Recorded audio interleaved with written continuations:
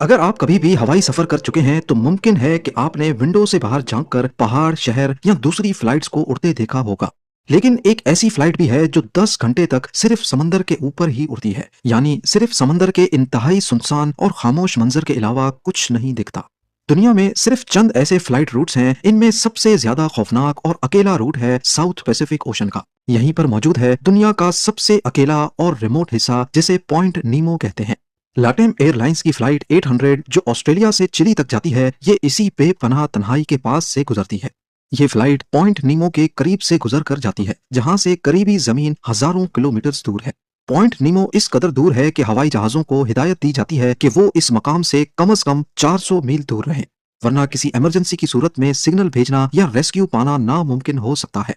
Point नीमो का दूसरा नाम है ओशियानिक पॉइंट ऑफ इनअसेसिबिलिटी, जो जमीन से 2688 किलोमीटर हर तरफ से दूर है। अगर कोई प्लेन इस जगह के बिल्कुल ऊपर से गुजरे और किसी आफत का शिकार हो जाए तो उसका इमरजेंसी सिग्नल भी किसी रडार को रिसीव नहीं होगा। ना कोई ग्राउंड स्टेशन, ना कोई रेस्क्यू टीम और ना ही कोई लैंड मास इतना करीब होगा कि मदद मिल सके। इसीलिए लैटाम एयरलाइंस फ्लाइट 800 को ये रूट चूज करते वक्त 400 मील्स का बफर रखना पड़ता है। और अगर कोई इशू हो जाए तो सबसे करीब जमीन एंटार्क्टिका होती है और सबसे करीबी इंसान इंटरनेशनल स्पेस स्टेशन में मौजूद एस्ट्रोनॉट्स। ऑस्ट्रेलिया की क्वांटस एयरलाइन भी अपने बोइंग 7879 ड्रीम लाइनर को सिडनी से सेंटियागो तक इसी रूट पे चलाती है।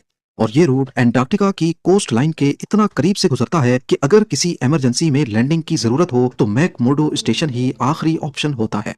लेकिन ये स्टेशन भी परमानेंटली इनहेबिटेड नहीं है। सर्दी के मौसम में यहाँ सिर्फ 200 लोगों का छोटा सा मेडिकल यूनिट होता है।